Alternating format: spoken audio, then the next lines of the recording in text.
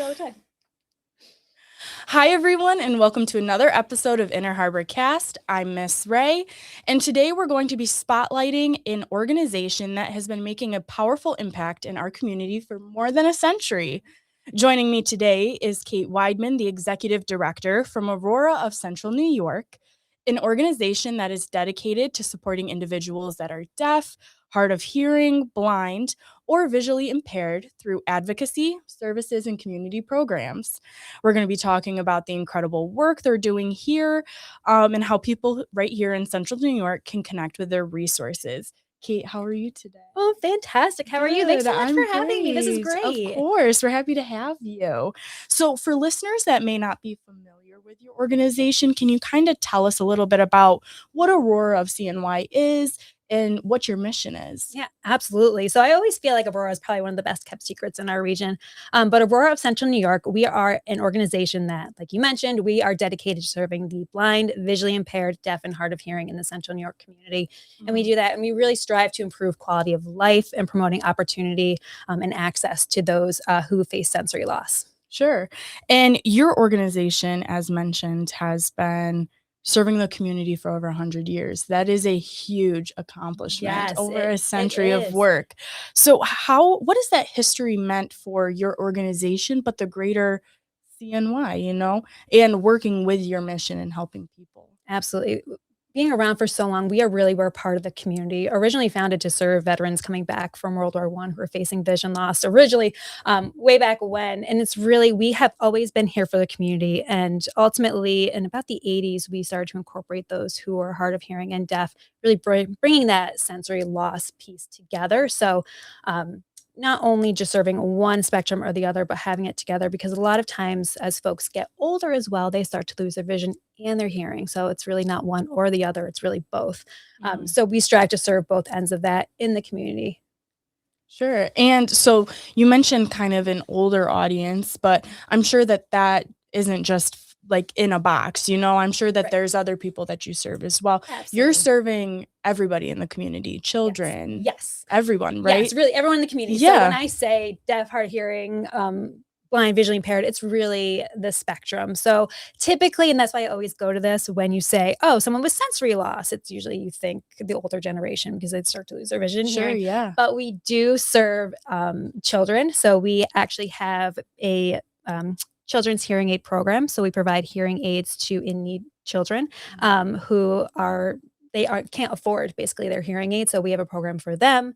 We also, wonderful. it's a really, and it's run 100% by donation. So when people donate to What? Aurora, really that money goes to those hearing aids for the kids who can't afford it. So I'm honestly very proud of that program. It fills a gap in the community that's there. Additionally, we serve blind children. We have a children's socialization group. So we bring in children from the entire Central New York region to come together and really just hang out and be a kid with other kids who have the same sort of vision loss. Because a Yeah. lot of times they're one of the only ones in their community that is blind or has a vision loss. So we bring them all together to hang out and their siblings, of course, can't leave out their siblings, Yes. but they all come together and really just be kids. And it is so great. We have done Abbott's Farms, we've gone to hang out with them for a bit. We've Very done adaptive cool. horseback riding, and we're doing our first ever adaptive Easter egg hunt at Aurora. So we actually have purchased chirping Easter eggs because clearly, if you're blind, you don't necessarily see the eggs. Yeah. Just depending on your legal blindness, sometimes you can see shadows, sometimes you're completely in the dark. But really, depending on your vision loss, we want to ensure that all kids can participate. So we have about 100 chirping Easter eggs that we're going to be putting out for kids to find. Where is this? Did you We're mention? doing it at our office. And the reason why, so when I was a kid growing up and doing Easter egg hunts, I really wanted to go find them. So we have been testing out the Easter eggs in the office, so putting them in desk drawers and different places. Oh, cool. So they will actually really have to find them because that's part of the fun is going in and finding the egg and doing it. So we're really excited for that because the children can come in and they can experience the Easter egg hunt and not have their siblings be like, oh, so it's like, here's the egg, like come over this way. There's an egg over here. There's a little more independence. There's more independence and they can do it on their own. So they can find the chirping egg. And actually, I'm so excited. We got the funds from the Jim and Julie Boeheim Foundation to buy those eggs. So they were a great partner in that. So I'm so excited to have this. I have never really seen this type of event in Central New York. So I'm very excited to have this at the end of the month. Yes. And you mentioned there's a variety of children's programs. What other programs do you offer, services? You mentioned accessibility Mhm. to resources such as like the technological. I'm sure that Yes. there's other things involved with that as Yeah. well. How Can much you time do we have? I we mean, have we have a okay, while. perfect. So, Let's hear it. so Aurora, and this organization. So actually, I joined. Just a little backstory. I joined about 2 years ago as on staff, and then the executive director. And I love talking about Aurora. The difference we make in the community is outstanding. So that's just a little plug. But anyhow, going back to the question you asked. Yes. So the different types of services. So I like to go in really the sensory loss array. So kind of going from vision loss to then blindness and then hard of hearing to then complete deafness. Mhm. So with vision loss, we go out in the community. We have our outreach worker who goes and gives presentations to mainly a lot of senior centers because like we've said before, usually seniors are the ones who are starting to lose their Yeah. vision. So that person goes out to the community and educates folks on different aids and devices that will help them remain independent in their home. Because a lot of the times when folks lose their sight, they're starting to think it's going to be the end of the world. I'm not going to be able to write emails. I'm not going to be able to answer my phone or read my favorite book because my vision is going. Our staff go into senior centers and in the home and really talk to them about, okay, well, where are you with your vision loss? Here Mhm. are some cheaters that you can have and use that will help you still read the book that you want to read every day or still write that text message on your phone, or how do you use your phone, how do you blow up your screen, little things like that to ensure that folks know that as they're losing their vision, it's not the end of the road, but we will really help you and give you these aids and devices that'll keep you in your home so you don't have to Yeah. go to an assisted living facility and have Mhm. folks there.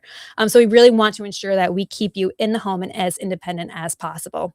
And so then moving on from there, once folks do go into legal blindness, then we go in and we provide additional aids and devices for legal blindness.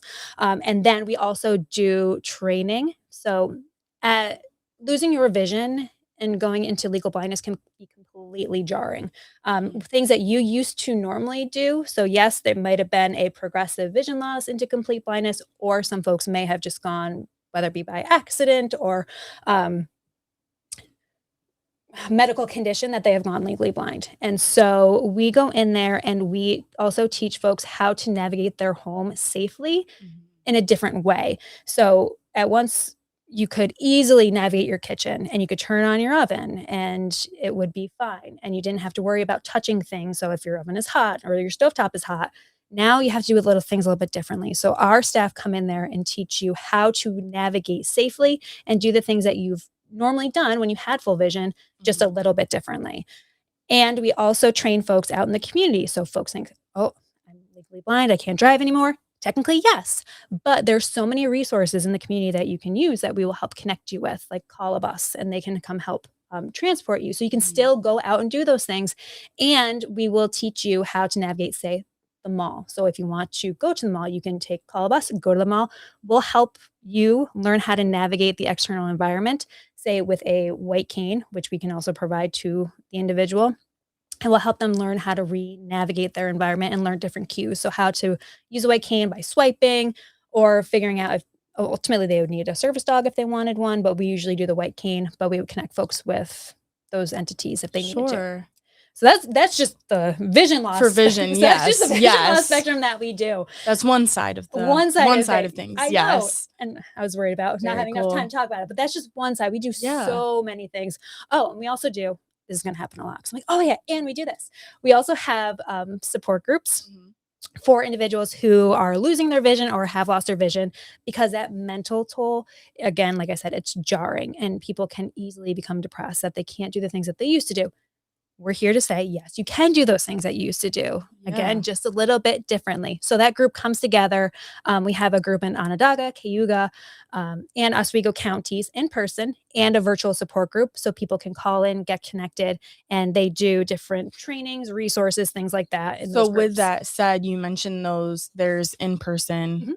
resources in those counties? Say I lived in Madison County. Could I go virtually Mhm. or travel to? Absolutely. Okay. We have people who call in from the Rochester area to our support groups. So the virtual group is open really to anyone and everyone who is facing some sort of vision loss or legal blindness. The group is so welcoming. I usually pop in on that night and it's like cheers. Everyone knows your name. Yeah. They hear me come on because they can't obviously see me, but they have screen reading technology. So usually in their ears, they say, Kate has joined the meeting. And they go, Kate. It's a lovely group. Very They are cool. Yes. fantastic. So we do those support groups in those counties and virtually.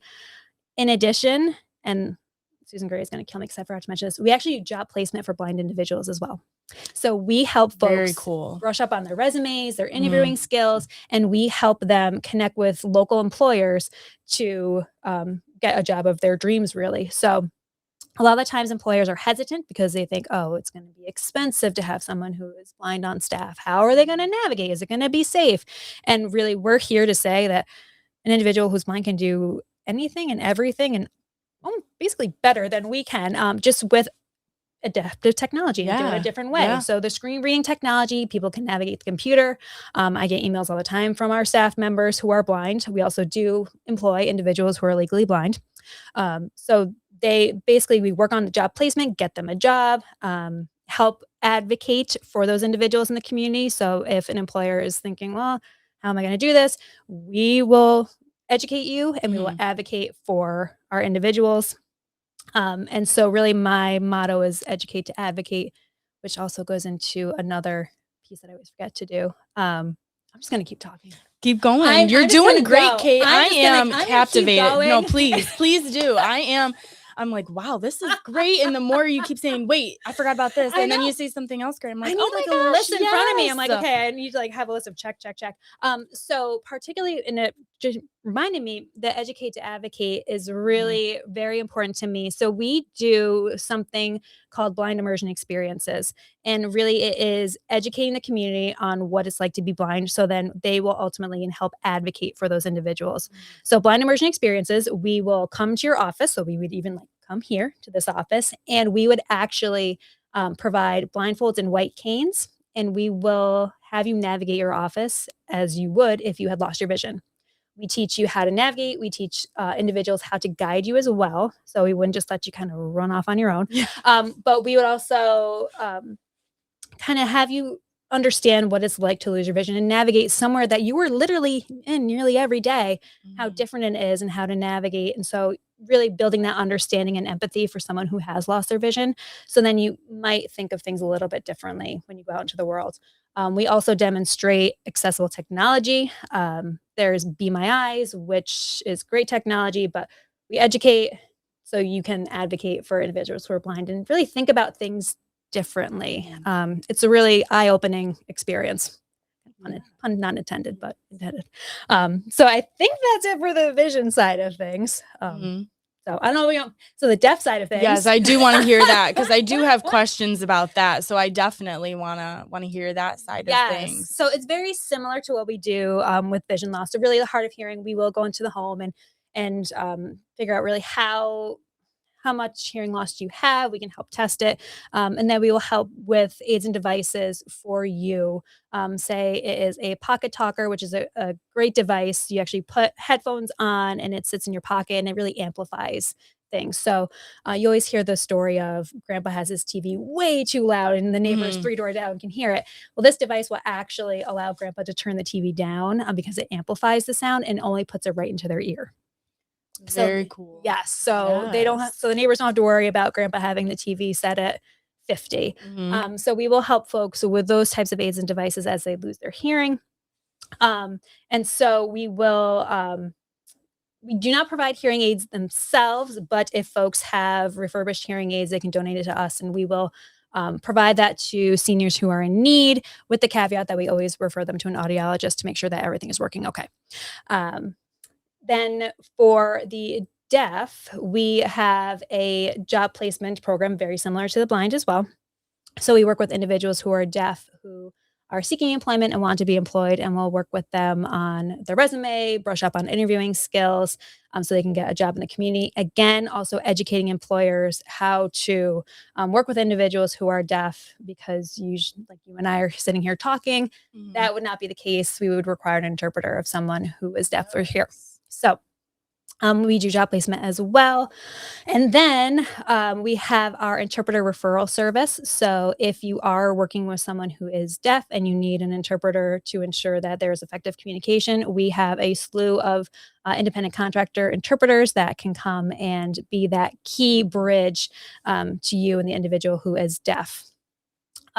And we are working on getting back sign language courses. So that is something we are working on doing. Additionally, we have the bedtime book series, which is one of our latest initiatives for kids. So I forgot to mention that about kids. Mhm. The bedtime book series is a program where we're bringing the deaf and hearing communities together at local libraries. So we actually have a deaf individual read the book in ASL, so they're signing the book. We have an interpreter on site who is reading it simultaneously in spoken English. So then children and parents who are deaf can enjoy the same story time together.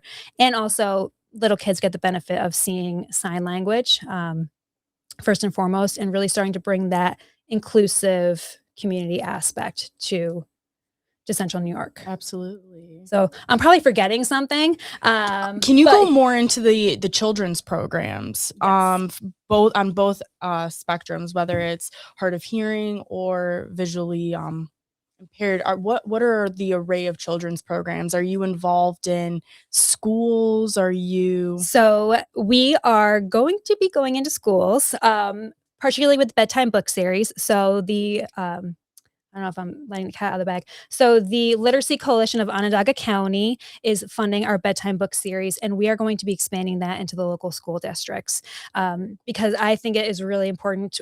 We have done the bedtime book series. We had so much positive feedback about the inclusivity and bringing sign language, and our postings on Facebook. Actually, schools have been coming to us to ask to bring that in. Really? So Very I am cool. so excited for that program.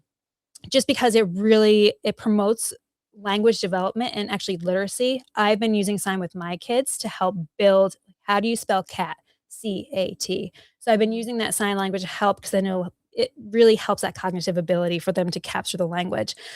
So I'm very excited that that program will be expanding into schools. So again, thanks Literacy Coalition, you're the best. Um, Yes. so that is happening. I'm trying to think what else is going on.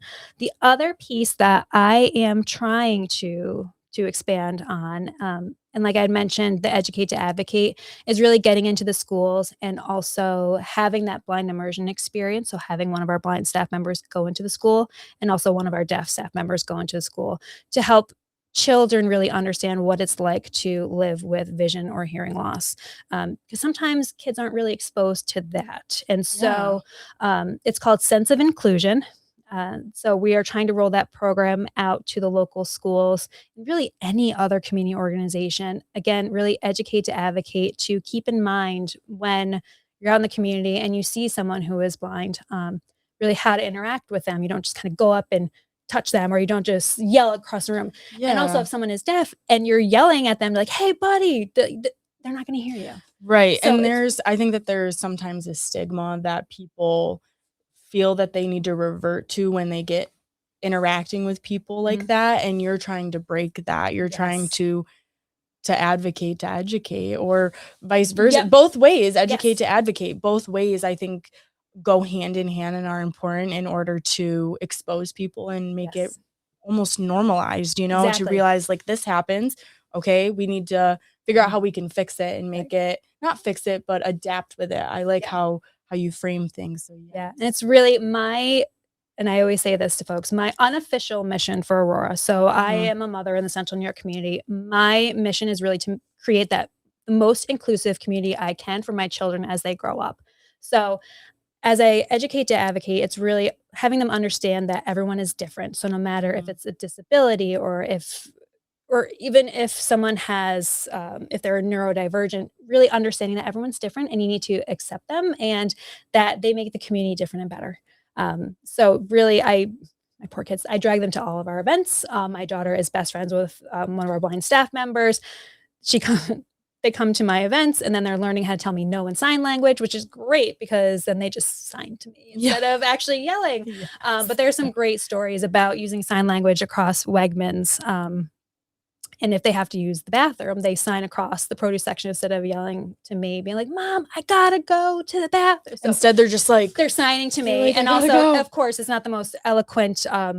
Usually it's number two, and they're like, "Mom," and they sign to me. So I'm like, the Yes. ASL has saved me so many times in Yes. Wegmans where my kid That's was so like, "Mom, funny. bathroom, I gotta go." Mom." Yes. So instead of yelling and everyone's getting grossed out. Mhm. So it's just really useful It in is. certain Yeah. times. Yeah. But like I said, I'm really trying to create that inclusive community so they understand that all people are different and that just how to interact with them.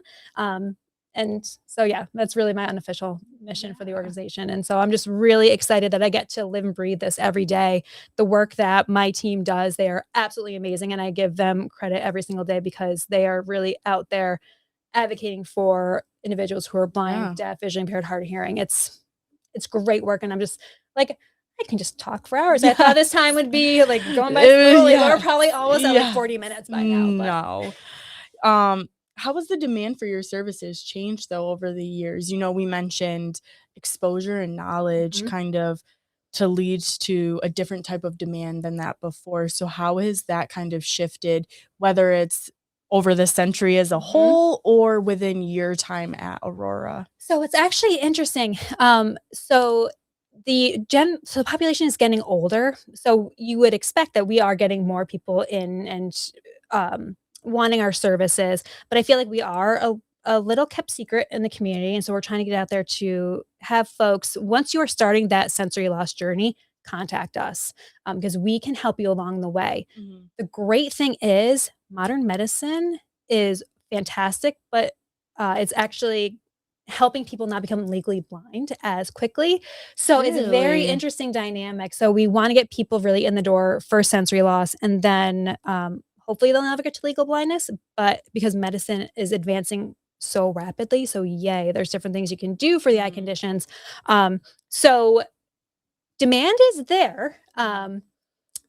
But yeah, it's very, I'm learning the ebbs and flows because you would think, yes, people are staying in that sensory loss aspect, but people aren't becoming legally blind as often Mhm. because of the advances of modern technology and Yeah, medicine, which is great, it like is. absolutely great. Mhm. But really, if people are starting to have that initial sensory loss, just contact us and we can help guide you to whether it's our services or elsewhere, we can help navigate you. Sure, because on the flip side of that, with numbers going down, that means that the people that are impacted feel even more alone, and you're trying to provide that Yes, support that, "Hey, you're not you're not alone. alone. These are resources that can help you. These are ways to navigate this time," Hmm. and things along those lines. That's Yeah. great. Yeah. How can community members get involved, whether it's volunteering, Mhm. supporting events that you have coming up, things along those Yeah, lines? you can absolutely email us at auroraCNY@auroraofcny.org, and that email comes on in, and usually it'll be myself or one of our support staff that'll answer, but we're a pretty small organization, so honestly, if you email that email address, more than likely it's actually gonna come to me, Mhm. so if people do wanna volunteer and get involved, we have some events coming up that we would love volunteers and community, participation in. We have our second annual Strides for Sight coming up at the end of June. So that is in partnership with the Baldwinsville Lions Club. They are fantastic partners. The Lions are great supporters of Aurora, and that is coming up. So it's a 5K run walk, and we will be having a kind of an activity area where folks can go and play. I don't want to say carnival games, but carnival games with sensory loss. So trying to do blind cornhole is usually one that we really do, and so folks would have to try to get the me bag in the hole, just using your sense of hearing instead of Mhm. using your sight. So we'll have that activity zone. So it's just going to be a really family friendly 5K at the end of June. So I'm very excited for that. We're planning for that. But yeah, if folks want to get involved, participate, contact us. I'm happy to talk. Clearly, Yeah. Oh my gosh. clearly, This is great. There's I'm some happy people to that talk. come up that are just so unsure what to say. So this is fabulous Yeah, that no, I will talk you're all so day. passionate. I think that it's great that you have almost a smaller team because you can tell how driven you are, how passionate you are about this work, and that it doesn't just transcend in your work life, it transcends at home. It works, you work with this with your kids, you know what I mean? Yes. Stuff like that. So I think that this is Yeah. beautiful, Kate. Oh, Don't thank you. apologize. You're Yeah. doing And fabulous. so the great thing, and I will have to say, I always say I love my staff because the average person, I'm probably one of the newest people on staff at Aurora. Mhm. People have been there 20 to 25 years. So once you're in the Aurora Amazing. family, you don't go anywhere because everyone is there for the mission. Everyone has that passion. It drives them every day. Honestly, we have one person who hasn't left. They've been there 45 years, so works part-time. 45. Wow. Yeah, That's so like almost half of the whole sentence. Oh my yeah, yep. gosh. So that Half person of, has been wow, there that's for a amazing. very, very, very long time.